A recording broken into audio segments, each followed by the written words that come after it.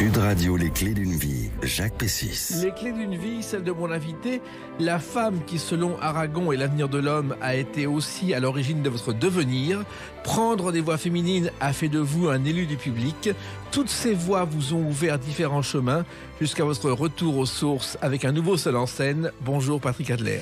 Bonjour Jacques Pessis. Alors, vous serez à l'affiche du Théâtre au mois d'avril, le 16 et le 23 avril. On va en parler. Et le 30. Et le 30 aussi.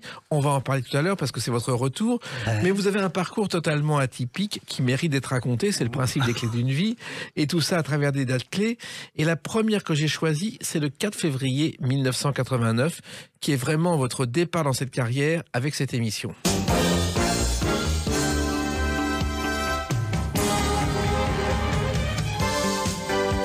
Champs-Élysées avec Michel Drucker, qui a marqué un tournant pour vous, car vous avez présenté l'émission ce soir-là avec Michel Drucker. Incroyable. Un jour, il y avait un nul qui passe chez Drucker et je me décide à lui envoyer une petite bafouille qui le fait beaucoup rire. Et j'accompagne d'une cassette, parce qu'à l'époque, vu que je suis du siècle dernier, je lui envoie une cassette d'imitation de voix suraiguë, de voix féminine, surtout avec Désirless, Amande Dalire, avec Rose Laurence, Goldman, Blonsky Beat, tout ça. Enfin bref. Et il m'appelle. Et je n'y crois pas. Et je pense que c'est une blague d'un copain. Et je cherche à savoir quel est cet excellent imitateur de Michel Drucker. Et puis je laisse passer. Et puis il me rappelle, demande à ce que j'appelle DMD Productions. Et là je rappelle et j'ai Michel Drucker au téléphone. Et là je suis sidéré parce que moi je suis un jeune prof dans un lycée qui aide les futurs bacheliers à obtenir le Graal. Et là, il me dit, vous allez faire le 4 février, Champs-Élysées. Et je dis, c'est une blague. Il me dit non, et puis alors vous allez nous en donner un maximum, parce que j'ai vu que vous aviez de l'abattage. Et donc, je me retrouve à faire la coprésentation de Champs-Élysées, première émission. Alors, imaginez quand je rentre en cours, le lundi, un petit peu compliqué. C'est vrai qu'il avait été séduit, c'est extraordinaire, il avait découvert vos voix, il avait compris tout de suite qu'il y avait quelque chose. Il est formidable. Il est formidable d'abord parce que c'est un découvreur. Lui, il était à l'affût des nouveaux talents et il avait été impressionné. Vous savez, Drucker, il a toujours ce complexe des diplômes. Et il s'est dit, un mec en plus de ça qui est prof, lui qui est fils de médecin, qui n'a pas eu de diplôme, qu'est-ce qu'on va faire de toi? C'est un petit peu le thème de son bouquin, du film qui en est sorti. Et il était impressionné par ça, mais il me dit, mais comment vous faites pour à la fois enseigner et vous les faites rire? Ah, pas du tout. C'est Dr Jekyll et Mr Hyde. Je dis, parce que quand je suis en cours, j'ai 4 terminales, il n'est pas question de rigoler. Je suis un type très très sérieux. En plus, je suis germaniste, donc je suis pas un rigolo a priori. J'ai à côté de ça, effectivement, faut que je fasse rigoler le monde, quoi. Voilà. Alors c'est vrai que votre talent d'imitateur, vous le devez à une tessiture particulière, Patrick Adler. Alors oui, il se trouve que je me suis engouffré dans la brèche laissée vacante par Claude Véga, que d'ailleurs qui va avoir sa plaque dans quelques jours dans le 9e. Oui, qui est mort il y a un an. Qui est mort il y a un an, qui était un type formidable. Qui a imité Bardot, le premier à imiter Bardot, entre autres. Oui, puis qui imitait Barbara, qui imitait Maria Pacôme, bien avant moi, mon chéri. Oui. Et qui imitait Delphine Seyrig, Edwige Feuillère, Denise Glaser. Moi, j'étais absolument fasciné par ce type-là, qui était tout menu, tout simple, etc., gentil, et qui m'a fait surtout l'amitié de venir voir 3 à 4 de mes spectacles sur les 8 que j'ai fait. Et j'étais vraiment très très ému de voir ce petit bonhomme si humble, si simple et tout, qui a été pour nous un exemple, un maître. Donc vous avez au départ une tessiture particulière pour arriver Oui, je suis un ténor, et avec une voix cassée, avec ce qu'on appelle un œdème naturel sur les cordes vocales, qui, après évidemment avoir travaillé, parce que j'ai quand même fait 10 ans de lyrique pour justement, parce que la première chose qui m'est tombée dessus, quand je suis arrivé dans ce métier-là, c'est, heureusement que c'était en juillet, c'est que j'ai eu un nodule sur les cordes vocales, donc à partir de ce moment-là, pendant 10 ans, tous les mardis, j'étais à l'opéra, puis après l'opéra Bastille, où j'avais mon prof de chant, et je prenais des cours, parce qu'on est quand même des sportifs de haut niveau, des athlètes, pour arriver à tenir 1h30 avec des variations de voix considérables. Alors justement, comment vous êtes devenu imitateur? Pourquoi l'imitation, Patrick Adler, de voix féminine, ce qui est très rare? Alors d'abord parce que c'était rare. Vous venez de donner la réponse déjà pour la rareté. Et la seconde chose, c'est quelque chose de plus personnel. C'est parce que je l'ai raconté dans plusieurs émissions. Je suis un enfant de la DAS. On va en parler tout à l'heure. Et donc j'avais le droit de la fermer chez moi. Donc en cours, autant vous dire que j'étais un gamin intrépide, insolent, insupportable. Je bougeais beaucoup. J'ai l'impression de ressembler un peu au Sébastien Toen d'aujourd'hui chez Ruquier. Quand je l'entends, je dis, mais j'ai l'impression de me voir. Quand j'étais môme, j'étais insupportable. Mon prof disait, bon, c'est un bon élève, mais quel casse-pied, c'est pas possible. Alors j'avais des colles sans arrêt. Mais j'étais content d'être collé parce que du coup, je restais en classe. Et l'école a été ma porte de sortie. On va en parler. Alors, j'en reviens à ce Champs-Élysées. Donc, vous le présentez avec Michel Drucker, avec différentes voix. Et il y a aussi quelqu'un d'autre qui est dans cette émission, dont vous allez reconnaître la voix. Lorsque j'étais petit, on m'appelait Mimi. Plus tard, quand j'ai grandi, on me nomma Chouchou. Michou, car il chantait « Je suis Michou ». Et c'est vrai qu'on a oublié que le cabaret Michou, au départ, c'était une discothèque. Il avait un teinturier qui s'appelait Eugène, juste à côté de chez lui, rue de Provence. Tous les deux rêvaient de spectacle. Ils ont monté un spectacle de 30 minutes dans cette discothèque avec un troisième Lucien. Et c'est devenu Michou aujourd'hui. Et bonne soirée, youpi. Détestait que je l'imite. Ah bon, pourquoi? Ah oui, parce que je suis arrivé chez lui, il dit... Ah, la Adler, bon déjà il féminisait tout le monde, moi j'étais la Adler, est-ce qu'elle va venir lui faire la Barbara? Et je lui dis, ce qui serait drôle, parce qu'il y avait quelqu'un qui lui avait fait une petite marionnette à son effigie, et je lui dis, mais le mieux serait peut-être que je t'imite. Il me dit, elle est complètement idiote celle-là. Je supportais pas ça. Et c'est vrai que dans cette émission, j'adore ce type. Et c'est vrai que dans cette émission, il y avait les Michettes. Il y avait les Michettes, il y avait Michou. Il y avait Véronique Sanson qui a pris peur, qui m'a dit c'est moi ça. Ah non, c'était très impressionnant parce que imaginez, moi je sors de rien, je sors d'un lycée, j'arrive, et je vois toute cette troupe, en plus à ça, Michou qui dit mais c'est qui? C'est halluciné. Alors il se trouve que d'ailleurs cette émission, vous avez aussi lancé un appel pour la rénovation de l'Arc de Triomphe. Vous en souvenez? Même pas. C'est incroyable, j'étais déjà barré à ce moment-là. Alors, vous étiez donc effectivement, vous aviez une maîtrise d'allemand, un doc d'anglais, Patrick Adler. J'aurais été doué en langue. Voilà. J'aurais fini à la poste. Et vous avez été professeur dans un lycée pendant 9 ans quand même. Ouais, 9 ans, ouais. C'était au départ... Non, j'étais sérieux. Hein. Oui. Mais il fallait se faire respecter. Aujourd'hui, c'est très dur de se faire respecter. Non, mais j'ai été à bonne école. D'abord, j'étais dans un foyer. Après, j'ai été pion.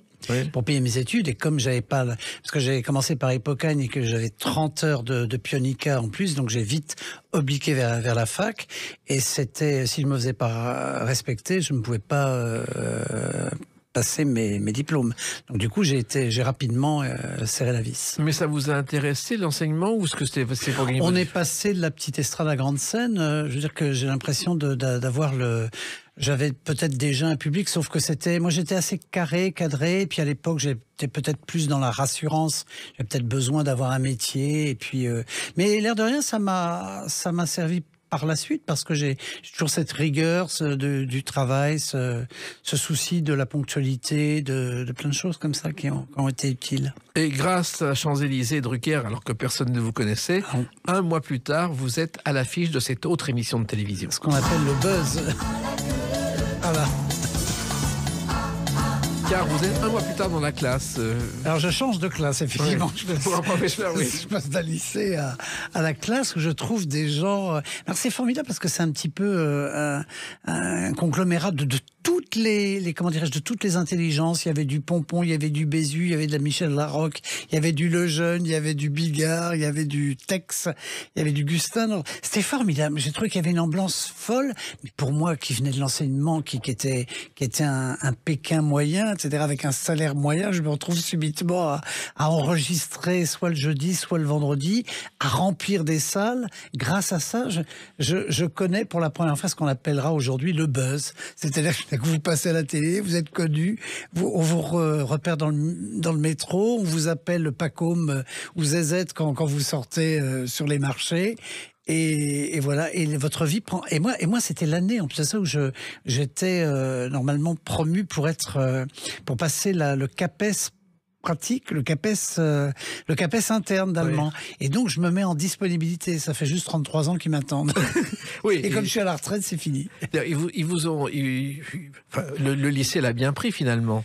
Oui, ils ont trouvé ça bizarre, surtout parce qu'ils ne s'attendaient pas à ça, parce que moi j'étais toujours un type assez... Bon, je blaguais à l'intercours, mais sinon ils savaient que j'étais quand même un type assez sérieux. Quand on a la responsabilité de 4 terminales, surtout j'aurais eu que des secondes, des premières, peut-être que je serais resté... pour parler vulgairement un branleur, mais pas du tout. J'étais quelqu'un de... Je pense que... Je dis pas que j'étais un bon prof, mais en tout cas, j'étais un prof assidu et assez sérieux. Et votre premier sketch dans la classe, je crois que c'était un faux scoop. C'est le premier que j'ai trouvé. Ce qui est incroyable, c'est que vous en...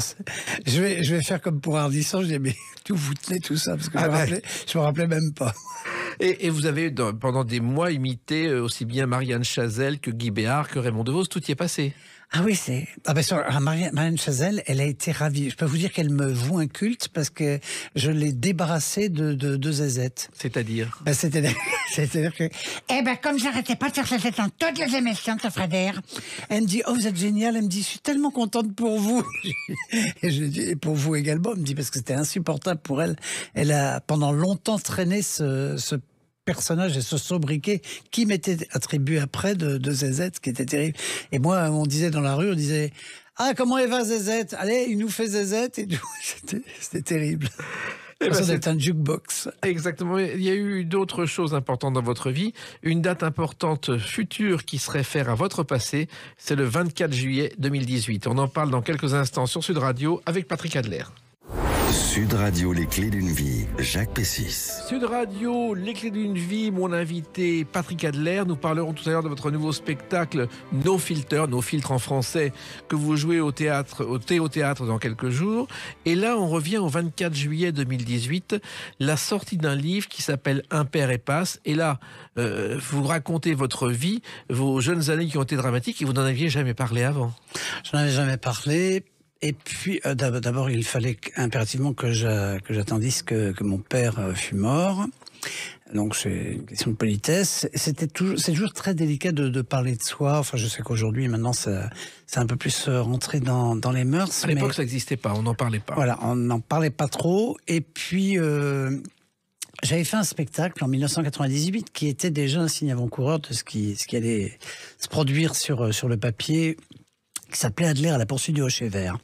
Mais c'était fait de manière rigolote. Cela dit, on se disait, mais qu'est-ce qui se passe? Pourquoi il nous parle de ça et tout? Et c'est le spectacle qui a été encensé par la critique, mais pour lequel le public n'est pas venu parce que bizarrement, on s'est dit, mais qu'est-ce qui se passe? Il nous parle de quelque chose qui est grave et les critiques qui s'amoncelaient sur les vitres du théâtre de la Comédie de Paris annonçaient courageux Adler, l'émotion prend le pas sur le rire, il fallait le faire, il prend un virage à 180 degrés. Donc après, plus jamais, je me suis rangé dans le comique. Et puis je me suis dit que avec l'écriture, je pouvais emprunter un autre chemin. C'est ce que j'ai fait. Et j'ai parlé de ma vie, donc de la DAS, des coups, de la maltraitance. Alors on va justement en parler. D'abord, il faut dire que vous êtes né un 15 avril, mais que vous ne dites jamais l'année. C'est ce que vous dites dans votre biographie. 1958. Voilà. Si, j'ai aucun problème. J'ai 65 ans dans quelques jours. Donc, c'est Marie-Belle qui était une grande comédienne qui ne disait jamais sa date de naissance. Et un jour, Jean-Claude Brialy est dans un hôtel avec elle avant un théâtre et on fait remplir la fiche signalétique. Donc il se dit, je vais enfin connaître son âge. Nom Dems, prénom Marie, né. Elle répond oui. Elle n'a jamais donné son âge. Je vous signale quand même que Jean-Claude Brialy, que je connaissais très bien, était né un 30 mars et il me dit « Il n'y a qu'une pauvre fille là, qui le 30 mars me souhaite mon anniversaire, c'est M. Adler. » Il dit « Moi je vous signale que le 30 mars, personne ne m'adresse la parole. Je recule d'une année chaque année. » Eh oui, c'est comme ça qu'il est resté jeune jusqu'au bout. Donc vos premières années, vous avez passé en Bretagne, avec donc un père militaire de carrière, un grand-père commissaire de police à Dinard, et ça c'est pas... En Bretagne, c'était l'été. Oui. On était au Val-de-Grâce, voilà. À Paris. Mon père était infirmier-major en service d'urologie, nous étions au Val-de-Grâce, et... En fait, c'est un type que j'ai connu. Vous voyez, comme je parle de lui, c'était un type que comme c'était quelqu'un à part, mais il a toujours été à part. On l'a appelé Février, on l'a jamais appelé par papa. Et donc, lui, il m'a découvert à 4 ans, puisqu'en fait, je suis le fruit d'un adultère. Lui, il était marié, il a connu ma mère Le premier coup était le bon. Ma mère est tombée enceinte, elle lui a annoncé. Il était à la guerre d'Algérie, sa femme a intercepté la lettre. Enfin bref, l'histoire. Il a dû divorcer, ça se passait comme ça dans les familles dites bourgeoises. Et puis il s'est marié avec ma mère, il a découvert qu'il avait un fils et qui était choyé, parce que moi j'étais évidemment, comme dirait Françoise Dolto, dans les 3 premières années, l'enfant roi. J'étais au milieu de ma tante, ma mère et ma grand-mère. J'étais un enfant choyé, très heureux. J'ai découvert un visage paternel du jour au lendemain. Et là, comme par hasard, le corps a répondu. J'ai commencé à faire de l'eczéma, voire à pisser au lit, alors que j'étais un enfant propre et tout. Et ça a été la catastrophe. De 3 ans à 12 ans, ça a été un enfer avec lui. Alors justement, il est arrivé et vous avez connu la maltraitance, Patrick Adler, en un temps où on n'en parlait pas, on ne s'en plaignait pas. Parce que, mais même par rapport à ma mère, je ne voulais pas qu'on sache ce qui se passait à la maison, jusqu'au jour où il y a des professeurs. C'est pour ça que je remercie beaucoup l'éducation nationale, parce qu'il y a des professeurs quand même très intelligents, et notamment le professeur de gym qui avait un peu alerté tout le monde, qui avait dit écoutez, quand on lui balance une balle au handball, il met tout de suite sa main devant son visage, il n'est pas latéralisé, il a des craintes sur tout, il est extrêmement trop pudique dans les vestiaires, il y a quelque chose qui se passe. Lui, il l'avait très bien, alors que j'étais nul en sport, que je ne voulais pas faire de sport, alors ce qui est tout le contraire, ce qui a été tout le contraire après, mais j'ai trouvé ça très intelligent. Et puis en fait, les coups redoublants, j'arrivais en cours quand même avec des cocards, avec des trucs. Alors on peut dire une fois ou deux qu'on est tombé, voilà, mais sauf qu'à un moment, mes camarades le savaient très bien. Et un beau jour, je suis passé au tableau, j'ai tenu la craie, le prof a vu qu'il y avait des ecchymoses partout, des bleus, et il a dit qu'est-ce qui se passe? Il y a un élève, je me rappelle, qui s'est levé, qui a dit monsieur, mais c'est encore son père, il n'arrête pas d'être tabassé et tout. Et là, le professeur a demandé au chef de classe de garder la classe. Il m'a pris avec lui. On est allé dans le bureau de la proviseure. Il y a eu une enquête sociale et tout de suite après, mes parents ont été convoqués. Donc ma mère était évidemment affolée parce que c'était l'opprobre porté sur la famille. Et bon, ils ont été condamnés l'un comme l'autre, ce qui était un peu violent, surtout pour ma mère qui, la pauvre, était une femme soumise. Et, voilà. Et j'ai été placé en foyer. Alors, mais ça a été les meilleures années de ma vie, le foyer. Hein, oui, mais pourquoi votre père vous battait-il parce que mon père d'abord était alcoolique. Il était militaire, alcoolique, dragueur. Il avait tous les défauts et surtout il avait peut-être pas envie d'avoir un enfant aussi jeune. Il avait 27 ans quand il a été père. Il m'a connu à 31 ans. Et donc j'ai été son souffre-douleur, je pense, mais malheureusement, comme il en a fait quand même 3 autres derrière, mais ça s'est plutôt pas trop mal passé avec les autres. Alors, il y a aussi une référence dans ce livre que vous évoquez par rapport à une actrice qui a joué un rôle typiquement proche de celui de votre père. Moi-même, j'ai des problèmes parce que je suis un double personnage. Alice Sapritch, qui a joué Vipère au point. Exactement. Et vous savez qu'elle aussi a dit un jour, mon enfance, je veux l'oublier. Elle a eu aussi des problèmes. Et c'est vrai que vous en parlez. Et c'est vrai que vous faites un rapport entre Alice Sapritch et vos jeunes années, Patrick Adler. Oui, en plus de ça, je l'imitais à l'époque parce que le Luron me faisait tellement rire avec son j'ai. Et que c'est vrai que dans les femmes que je faisais au départ, il y avait effectivement Maria Paco, mais il y avait évidemment Alice Sapritch, parce que c'était un sacré personnage. Elle faisait Folcoche dans Vipère au point. Et j'ai découvert un jour que cette femme-là, qu'on disait acariâtre et tout cela, était en fait une femme très très gentille, qui s'occupait beaucoup apparemment de sa nièce qui était peintre et tout. Et j'ai découvert une autre femme en la rencontrant.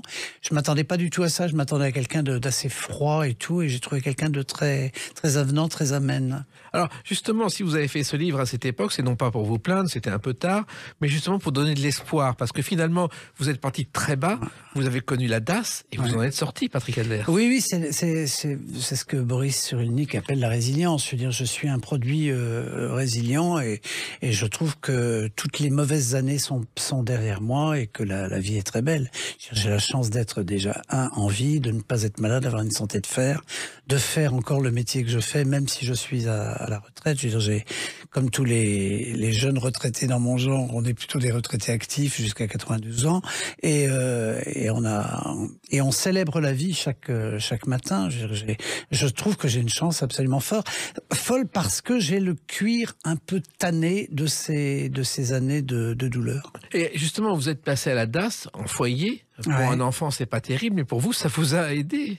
Ben, ça m'a aidé parce que quand je suis tombé, alors moi j'étais avec des wesh, j'étais avec des yo, j'étais avec des mecs de banlieue, Ouais. et moi j'avais un an d'avance déjà à l'époque, et en fait ce qui s'est passé, et en plus je ne grandissais pas, c'est-à-dire que jusqu'à l'âge de 14 ans je faisais 1m40 et j'ai grandi d'un coup de 30 cm, et après j'étais jusqu'à 1m64, j'ai pas été très haut non plus, mais je pense que j'avais quelque part pas envie de grandir, et surtout j'avais des petites lunettes un peu comme Harry Potter, et je n'avais qu'une envie, moi, c'est d'apprendre.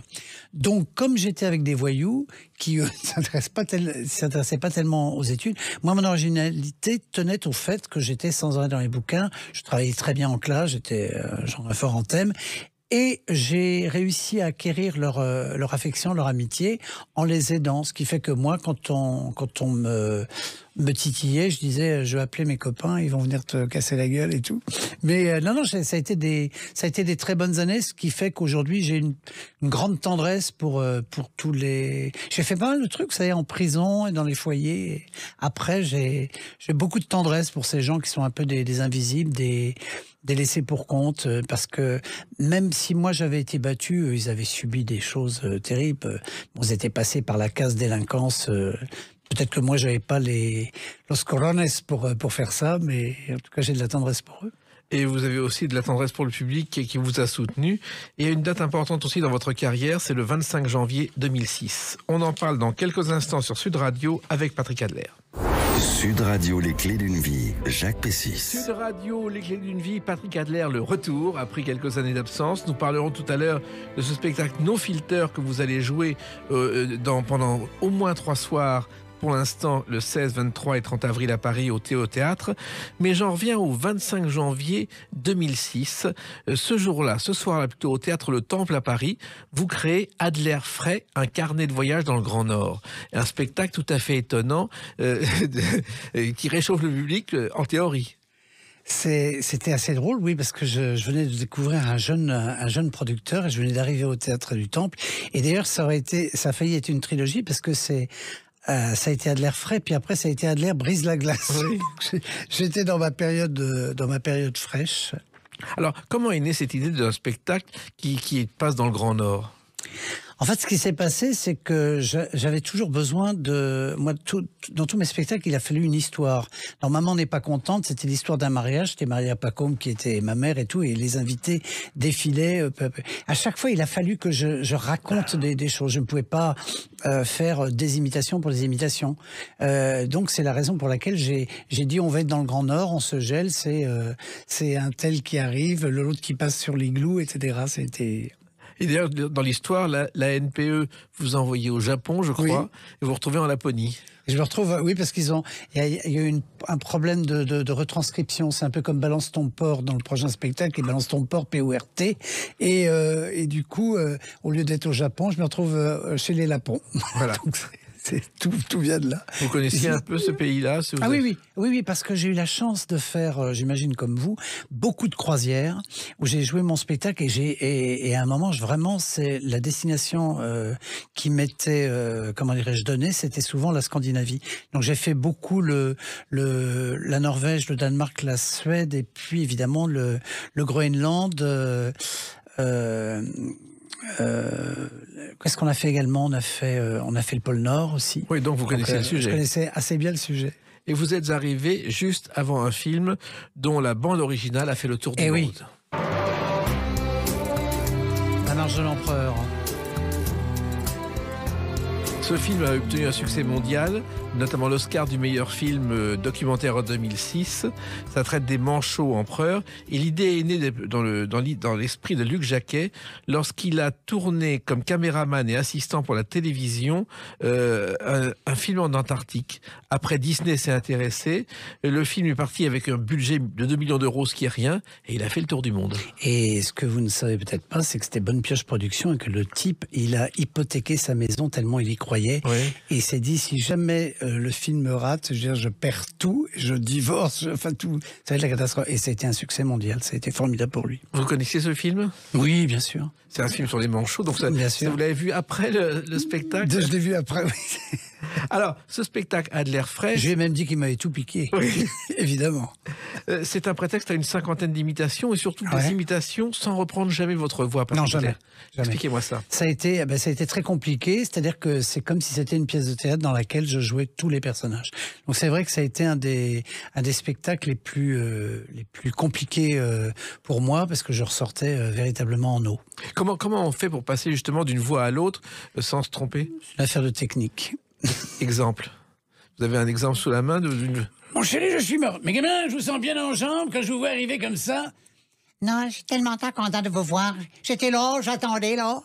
C'est-à-dire que c'est vraiment un exercice vocal, il faut trouver les voix. Exercice de mémoire aussi. Oui. C'est-à-dire qu'il faut que vous après quand vous avez écrit votre texte, que vous l'avez appris, vous savez à peu près les respirations qu'il faut prendre pour l'interprétation. Vous faites aussi bien Barbara que Maria Pacôme, que Céline Dion, que Christian Clavier aussi. T'es dingue. Je fais aussi des hommes. Je fais Poulvorde. Je faisais Pierre Palmade. Lambardé. Comment on fait pour trouver une voix comme ça ? Alors d'abord, c'est fonction de la tessiture. Je pourrais pas faire des voix ultra graves comme Jean Ferrat ou Barry White, ça c'est clair. Donc c'est déjà, moi je pense que je suis ce qu'on appelle un ténor léger ou un second ténor, ou si on veut, on va aller jusqu'à baryton Martin. Et donc je ne peux faire que des voix dans ce truc-là. Et c'est vrai que j'excelle plutôt dans, puisque je fais, comment dirais-je, Bonnie Tyler, Kim Carnes, Tina Turner et tout ça. Je suis plutôt spécialisé dans les voix un peu cassées. Voilà. En même temps, il faut les trouver, ces voix, il faut les travailler, ça vient instinctivement.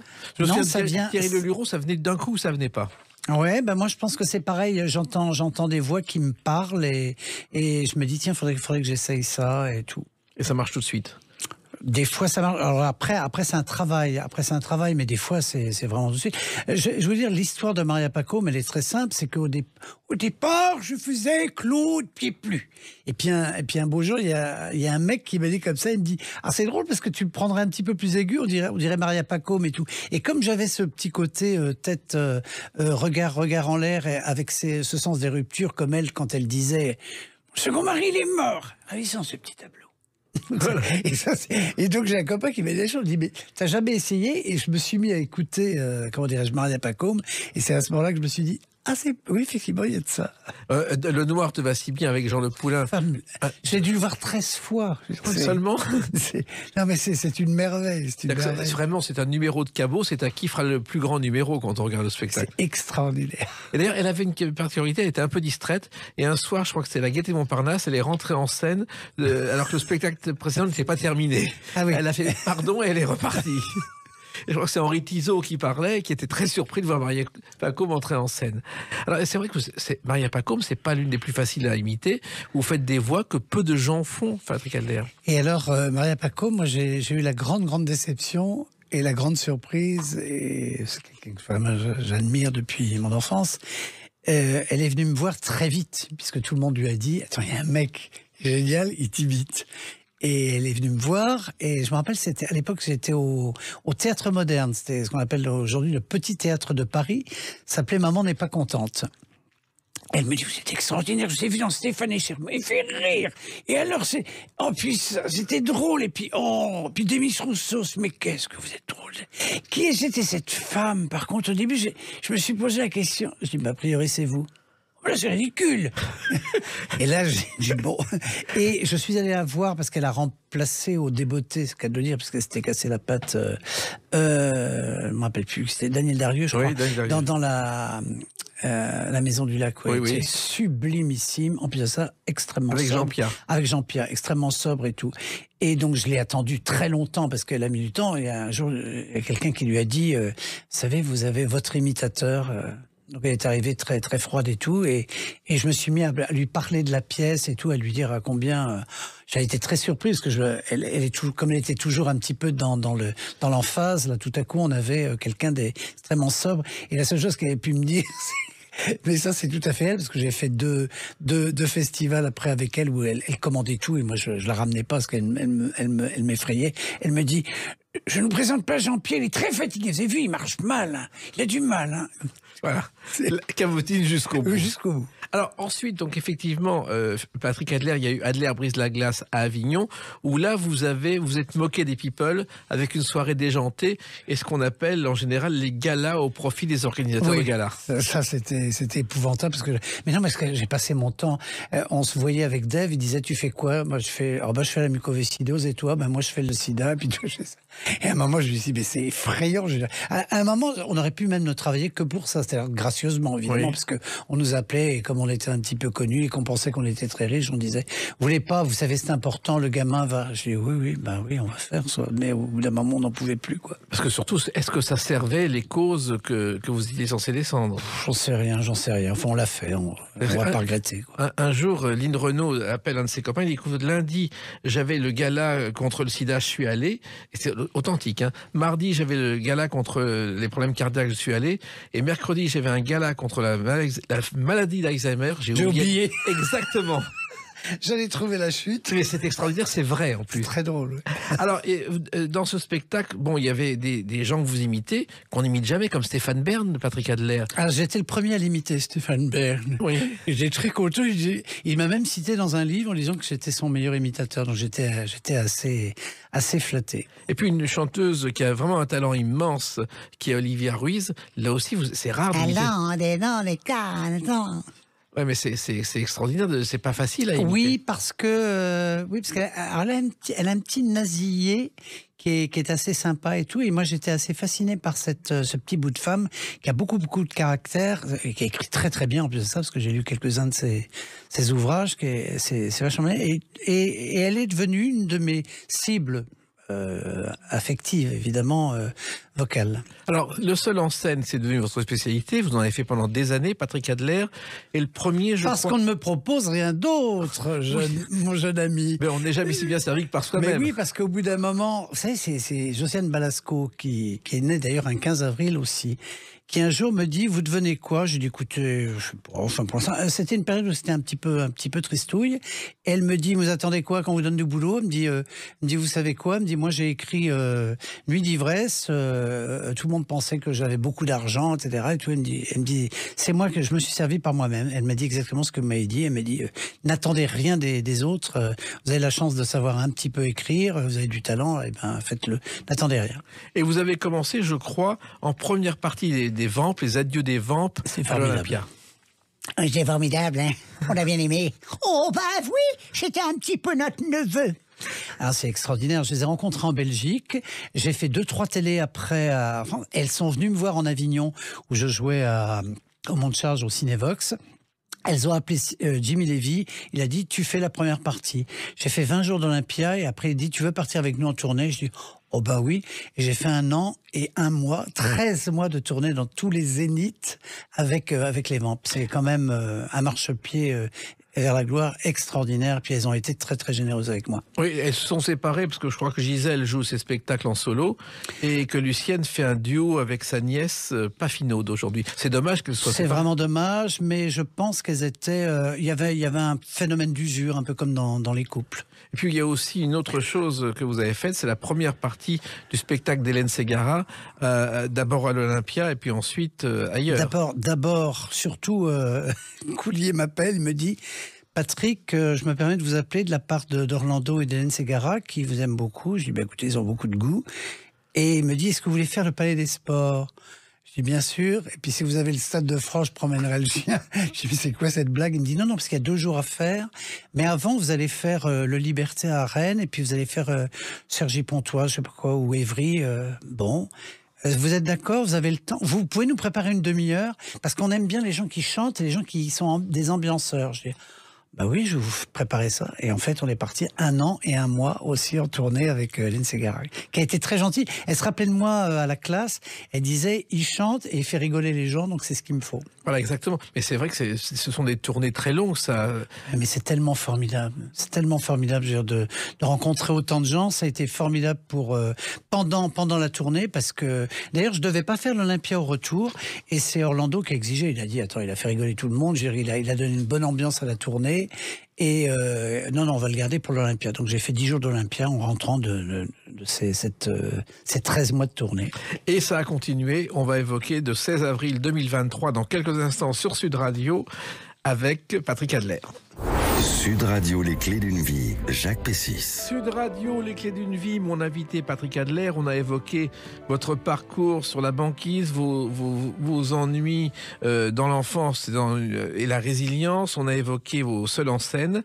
Et puis, vous revenez le 16 avril 2023 avec un nouveau spectacle, No Filter, pardon, je dirais pas de sans filtre en français, qui est parce que moi je vise l'international, c'est ce que j'explique dans le spectacle. Alors oui, pourquoi je vise, pourquoi rester petit bras? Donc c'est le 16 avril, le 23 avril et le 30 avril 2023 au Théâtre Théo à Paris, qui est un théâtre, et c'est à 19h. C'est à 19h, alors c'est un tout petit théâtre, c'est la première fois que je joue dans une Twingo, et c'est assez amusant, parce qu'en fait j'étais parti pour faire des répétitions, en me disant, il va falloir quand même que je m'organise une tournée, que je trouve un tourneur, etc., pour commencer en province avant de faire à Paris. Et Florence Fouer, qui dirige le lieu, avec Olivier Schmitt, qui est le metteur en scène, me disent, mais tu veux pas essayer? Et je dis, allez, pourquoi pas, et tout. Et c'est comme ça qu'on est parti sur les 3 jours, et du coup, on est à fond, et en répétition, et en tout. Oui, 3 jours pour commencer. Pour commencer. J'espère qu'il va y avoir une suite, sinon, je vais aller vendre des gaufres en Bretagne. Parce que c'est vrai qu'on ne vous a pas vu à Paris depuis des années. Depuis des années, parce que, en fait, bon, c'est vrai qu'il y a eu les années Covid, il y a eu, ce que je disais à tout le monde, en 2019, nous avons beaucoup souffert avec l'affaire des Gilets jaunes, les ronds-points et tout ça. Fait que moi, j'ai annulé cette année-là 19 dates exactement, et ça a été terrible. Et puis après, il y a eu cette bonne surprise de la retraite, du Covid et de la retraite. C'est ma comptable qui m'a dit un beau jour, elle me dit, tu sais que tu as quand même tes 44 années, tu sais que tu peux partir à la retraite. Et je dis, on n'est jamais à la retraite. Elle me dit, à mon avis, tu ferais bien de la prendre. Et elle a bien fait de me le dire, parce que j'ai apprécié d'être à la retraite, mais en même temps, pendant les années confinement, j'ai beaucoup écrit. Il y a un deuxième roman qui est toujours en attente d'éditeur. J'ai écrit une pièce de théâtre qui devrait être mise en scène par Jean-Luc Moreau. On attend. Par contre, là, maintenant, toutes les productions me demandent des stars et vraiment des grands noms pour la monter. Et j'ai écrit ce spectacle-là que j'ai remanié au fur et à mesure et qui maintenant est à son point d'aboutissement. Alors, l'idée du spectacle, c'est les tribulations d'un boomer qui découvre la vie moderne sur la toile et les réseaux sociaux. Oui, parce que c'est l'iPad avant l'EHPAD. J'ai décidé ça parce que, non, en fait, je vais vous raconter l'histoire qui est une véritable histoire, qui est une histoire vraie. Je prends le train un jour, et puis il y a une dame assez âgée, donc mon public, qui avance, qui recule, qui avance, qui d'un coup se plante devant moi, qui me dit, c'est vous. Et j'ai failli exploser de rire, j'ai fait, oui.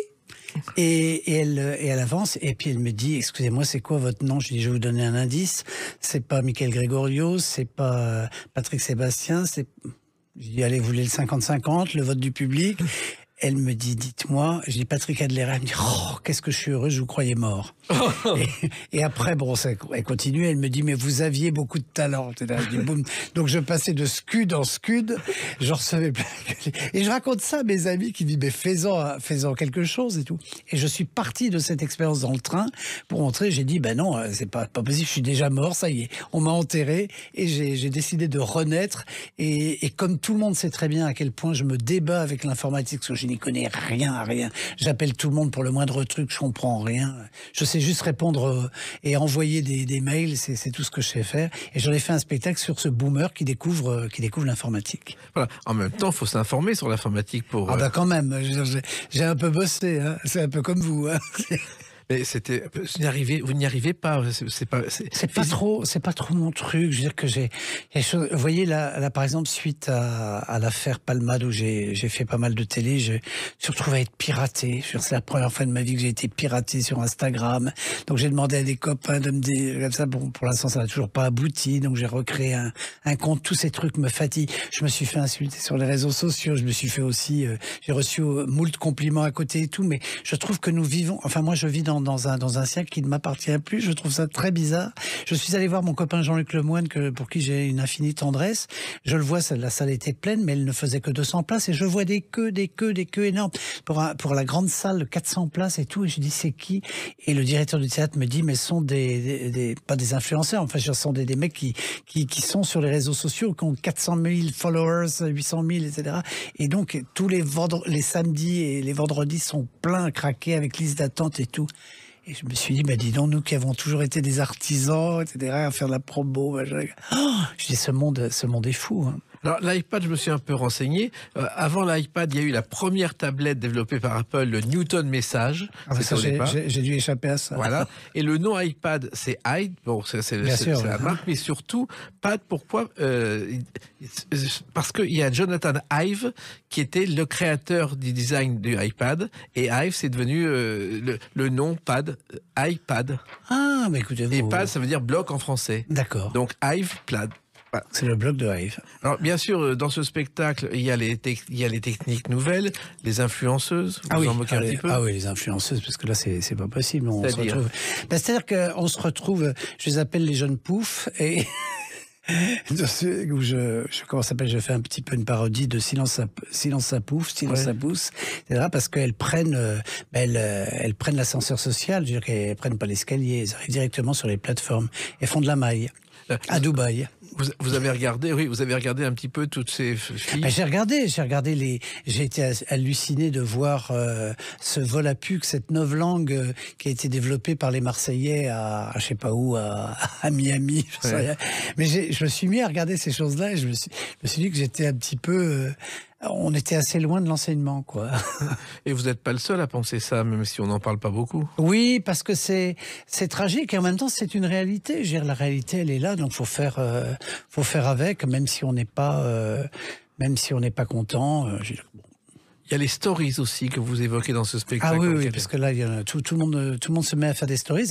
Et je prends l'exemple de Jacqueline Moureau, qui parlait avec les morts, qui faisait tourner les tables, et qui du jour au lendemain, après 1,5 million de clics, et son fameux « Où est passé le pognon ?» a vu se déplacer des gens sur les ronds-points. Peut-être qu'ils attendaient de voir la Vierge. Qui sait, ou peut-être qu'ils attendaient du chouchen ou des galettes bretonnes. Et il y a les wesh aussi. Ah ben le wesh, c'est le nouveau langage. Alors j'ai imaginé une conversation entre Fanny Ardant, comment dirais-je, Maria Pacôme et Jeanne Moreau. Wesh, il y a un gars de Joe, il veut me ken. Il doit me prendre pour une MILF.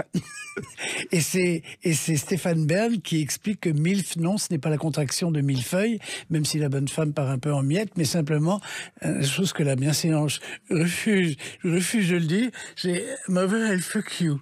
Voilà. Ouais. Non mais je m'amuse beaucoup parce qu'en fait je ris de mon ignorance et je ris en même temps de ce que ça peut produire, c'est-à-dire « De Ken, toi, what? Ça doit être un baloche !» Le Fanny Ardant, je veux dire, voir ces personnages très chicos parler le wesh, c'est très drôle. Et puis aujourd'hui, il y a ce que j'appelais cette novlangue, c'est-à-dire que être en PLS, être saucé, c'est-à-dire être heureux, etc. C'est des mots nouveaux. Les jeunes se sont accaparés cette je vais pas dire sous-culture, cette culture underground, et même les bourgeois aujourd'hui se mettent à parler un peu comme ça. Vous êtes bien informé, Patrick Adler, vous avez beaucoup travaillé. C'est-à-dire que je suis entouré aussi de jeunes à qui j'ai dit qu'est-ce qu'on dit, qu'est-ce que vous diriez, parce que moi je reçois des qu'est-ce qu'on fait, KES, KON, F. Donc je me suis interrogé, mais je serais très impressionné si je devais corriger des copies aujourd'hui, quoi. Et les smileys? Ah ben les smileys, parce que maintenant on n'écrit plus. Je veux dire que maintenant on met des cœurs, on met des pouces en haut, des pouces en bas et tout ça. Et alors les smileys, les premiers smileys, c'est dans les colonnes du New York Herald Tribune le 10 mars 53, page 20, colonne 4. Déjà en 53? Oui, bien sûr. Et une radio new-yorkaise en 62 faisait la promotion de ces t-shirts avec Good Guys, et c'était un smiley. Et plus ancien, on a une équipe d'archéologues en 2017 a reconstitué les fragments d'un pot d'environ 1700 avant Jésus-Christ. Et qu'est-ce qu'on voit sur ce pot? Un smiley. Incroyable. C'est fou, hein? On n'a rien inventé finalement. Non. Alors finalement, ça vous permet aussi, ce spectacle, de prendre des voix d'hier et d'aujourd'hui. D'hier et d'aujourd'hui, oui. Et ce qui me permet... Alors il y a beaucoup moins d'aujourd'hui, mais parce que je trouve un petit peu ridicule de... Je vais pas faire... je fais un peu de rappeur, mais bon, c'est très rapide. Je veux dire, c'est pas... Les gens me connaissent surtout... Faut savoir que, vu mon âge, le public que j'ai, il a à peu près mon âge, ou peut-être qu'ils sont déjà... passé de vie à trépas. Et donc avec ce spectacle-là, effectivement, comment dirais-je, je fais un focus sur la jeune génération et son langage. Donc, est-ce que je vais avoir ce public? Ça, je n'en sais rien, mais en tout cas, c'est un spectacle moderne pour des boomers. Voilà, et les voix habituelles que vous prenez, que ce soit Maria Pacôme, Fanny Ardant ou Barbara, sont présentes dans le spectacle. Elles sont présentes, évidemment, elles sont présentes dans le spectacle. Il y a 65 imitations, puisque j'ai 65 ans. L'an prochain, vous en aurez peut-être une en plus. Et à chaque fois, bien sûr, jamais votre voix, toujours les imitations. Toujours les imitations, mais je suis quand même celui qui explique. Donc, si vous voulez, j'ai un rôle quasi didactique. Je suis un peu le professeur qui s'étonne de ce qui arrive dans ce monde nouveau. Et ça, c'est un spectacle qui ne s'était jamais fait. Faut non, justement, c'est ce que je me suis dit. Je me suis dit, c'est peut-être un dernier tour de piste, parce que j'ai quand même pas imité Vanessa Paradis à 70 ans. Donc, je pense que c'est une façon pour moi de faire, non pas un dernier salut, parce que ça se trouve, ça va être comme les frères Jacques, je vais faire 10 ans de rappel, de fin de tournée, on verra bien. Oui, parce que ce spectacle, ça n'existe pas finalement. Personne ne l'a fait, les smileys. Non, ça c'est vrai, je me fais fort d'innover. Alors, pendant quelques années, on ne vous a pas entendu, mais vous avez notamment mené des revues en province. D'abord, il y a eu le Grand Cabaret Champagne Musical de Reims, le Melrose Cabaret à Condé-sur-Ruine dans le Perche. Et avant, il y avait surtout pendant un an le Carousel de Paris. Exactement. C'était formidable, c'était une expérience formidable. J'étais avec des danseuses, j'étais avec des humoristes, des cabarettistes surtout, enfin des mecs qui sont habitués à des cabarets. Et vraiment, j'ai adoré cette ambiance de collectif. Moi, je n'aime rien tant que le collectif, parce que c'est vrai que c'est dur le seul en scène. Moi, je suis très content parce que je fais ma vedette, comme on dit, mais franchement, je n'aime rien tant que d'être en groupe. Et vous voyez, on se rappelait de ça tout à l'heure. J'avais Chantal là-dessous au téléphone, et elle me disait, mais faut que tu fasses une pièce. Ben, je dis, faisons. Oui, vous avez d'ailleurs joué avec Patrice Laffont et Chantal j'ai joué avec Patrice Laffont et elle. Et c'est vraiment tellement de bons souvenirs de tourner. Mais qu'est-ce qu'on a ri, Et ça, c'est ce qu'on n'a pas quand on est seul avec son régisseur. C'est... Ouais. En même temps, ces revues, on dit que les revues, c'est le Moulin Rouge à Paris, donc il n'y a plus de Lido. Mais surtout, il y a des choses on oublie le Royal Kervillers en Alsace qui fait le plein, et les revues à Reims ou ailleurs, ça marche très bien. Et ça marche très fort, ça marche du feu de Dieu. Les gens ont envie de retourner à ça. Il y en a de plus en plus d'ailleurs qui se montent dans les provinces. Voilà, et dans toute la France, il y a des spectacles comme ça qui valent les spectacles parisiens. Largement. Et ça, on se moque de vous. Quelquefois, on dit, qu'est-ce qu'il t'allait faire en province? Non, vous savez, je vais vous dire, d'abord Paris, je ne sais pas si vous avez remarqué, mais depuis quelques années, à part les très très grosses vedettes, je parle de Catherine Fro, je parle de Francis Perrin, je parle de François Berléand, enfin des gens comme ça, qui remplissent des salles toute la semaine, mais la plupart du temps, si vous remarquez bien, c'est du mercredi au samedi. Il y a plein, je vois par exemple au Théâtre du Marais, qui est un théâtre que j'affectionne particulièrement, parce qu'ils ont beaucoup de découvertes. Il y a des gens qui passent une fois par semaine. Voilà. C'est très curieux. Je veux dire, le monde a terriblement changé, d'abord parce que les salles sont chères, j'imagine que leurs patentes doivent être chères, et peut-être qu'il y a il y a trop de comment dirais-je, trop d'offres pour un public qui vient en pleine période de comment dirais-je, d'inflation. C'est pas terrible. C'est pas terrible. Puis on va faire un clin d'œil à quelqu'un qui nous est cher à Sud Radio, puisqu'avec Philippe David, elle présente les voix tous les soirs, Cécile de Minibus, car vous avez travaillé avec elle. Alors Cécile de Minibus, ça fait partie des amis, ça fait partie des petits bonheurs, parce que c'est une fille qui m'a toujours suivi et qui un jour m'a dit « Allez, tu viens avec moi et on va co-présenter le Minibus des stars. » Et on a fait ça, c'était pour Bel RTL, et c'était vraiment un moment de bonheur. Et là, cette émission s'est arrêtée parce qu'elle coûtait, je crois, un peu cher, parce qu'on faisait ça dans les locaux d'RTL et que ça coûtait très cher. Mais en tout cas, c'est une fille qui a toujours été présente et pour qui j'ai amitié et affection. Eh ben, elle est présente dans Les Vraies Voix tous les jours à 17h. Et puis, donc, le 16, 23 et 30 avril, pour commencer, à 19h. À 19h, au théâtre, avec ce retour, ce spectacle No Filter, No Filtre, en espérant, et j'en suis convaincu, qu'il ait des prolongations très rapidement et pendant longtemps. On trouve rapidement un producteur et un tourneur. Écoutez, j'espère que les Clés d'une Vie vous y aideront. Merci à vous, en tout cas. Merci Patrick Adler. Les Clés d'une Vie, c'est terminé pour aujourd'hui. On se retrouve bientôt. Restez fidèles à l'écoute de Sud Radio.